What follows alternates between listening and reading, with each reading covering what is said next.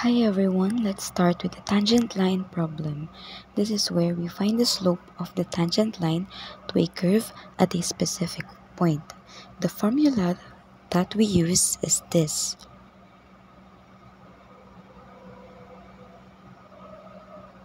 This is the definition of the derivative.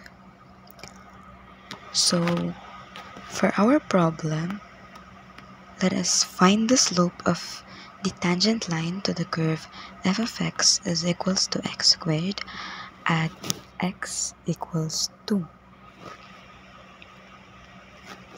So the steps is substitute f of x equals x squared into the formula.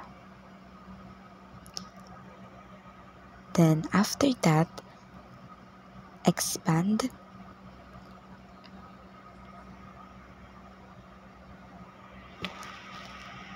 Then after we expand, let us simplify the numerator and factor out delta x.